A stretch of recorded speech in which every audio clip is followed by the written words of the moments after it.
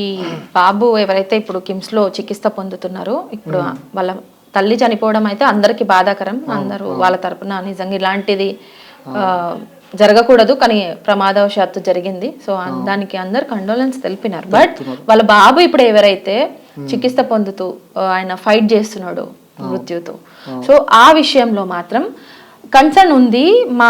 వాళ్ళ ఫాదరే చెప్తున్నాడు, so Allu Arjun team అనేది మాకు సెకండ్ డే నుంచే టచ్ లో ఉన్నారు అనేసి. మరి వీళ్ళంతా ఎందుకు ఇంత రాద్ధాంతం చేస్తున్నారు?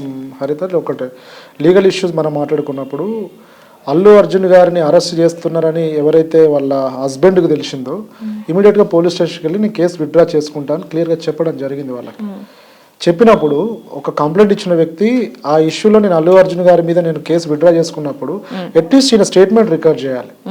ఎవరైతే కంప్లైంట్ ఇచ్చారో స్టేట్మెంట్ రికార్డ్ చేసి ఏ బేస్ మీద మీరు కంప్లైంట్ విత్డ్రా చేసుకుంటా అంటున్నారు, ఎందుకోసం మీరు కంప్లైంట్ ఇచ్చారు, ఎందుకోసం విత్డ్రా చేసుకుంటా అంటున్నారు, గ్రౌండ్స్ ఏంటి, మీరు అప్లికేషన్ మాకు పెట్టండి మేము తీసుకుంటామని చెప్పి దాని మీద అట్లీస్ట్ వాళ్ళ ప్రాసిక్యూషన్ లీగల్ ఒపీనియన్ తీసుకున్న తర్వాత డిసిషన్ తీసుకునేది ఉండే ఎవరు అల్లు అర్జున్ గారిని అరెస్ట్ చేయాలా వద్దా అనే విషయం.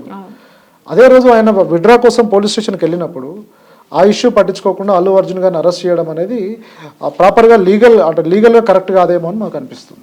ఎందుకంటే ఆయన కూడా మాట్లాడిండు, ఏంటంటే వాళ్ళ ఫాదర్ మాట్లాడుతుండు, నాకు సెకండ్ డే నుంచే వాళ్ళు టచ్ లో ఉన్నారు, నేనుగా వెళ్ళి సో కేసు రిటర్న్ బ్యాక్ తీసుకుంటున్నాను, ఎందుకంటే వాళ్ళు అనుకోకుండా జరిగిన సంఘటన లాగానే కనిపిస్తుంది కానీ వాంటెడ్లీ జరిగిన సంఘటన అయితే అక్కడ అనిపించట్లేదు, దీంట్లో ఎవరు తప్పిదం లేదు, కాకపోతే కొంత నా కొడుకుకి అల్లు అర్జున్ అంటే చాలా ఇష్టం, నా కొడుకుని ఇంటి ముందు కానీ బయట కానీ రిలేటివ్స్లో ఎవరైనా పుష్పాన్ని పిలిచేవాళ్ళంట బాబుని.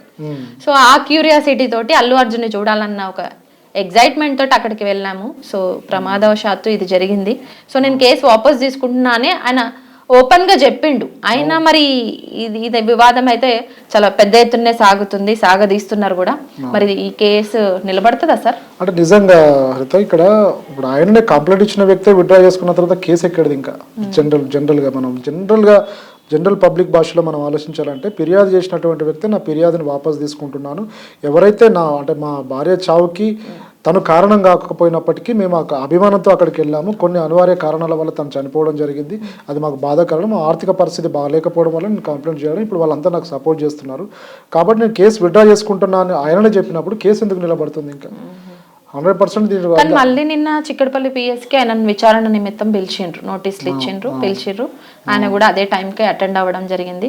సో తన పర్సనల్గా లీగల్ టీం తప్ప లోపలికి ఎవరిని అలౌ చేయాలి ఆయనతో పాటు ఫ్యామిలీ మెంబర్స్ని కానీ ఎవరిని కానీ. సో ఏసీపీ సమక్షంలో సో అక్కడ ఉన్నటువంటి ఆ రోజు విధుల్లో ఉన్నటువంటి సిబ్బంది కావచ్చు, సిఐ కావచ్చు, వీళ్ళందరూ కూడా ఆ విచారణలో భాగంగా ఆ విచారణ కంటిన్యూ అయ్యే విషయంలో ఉన్నారు.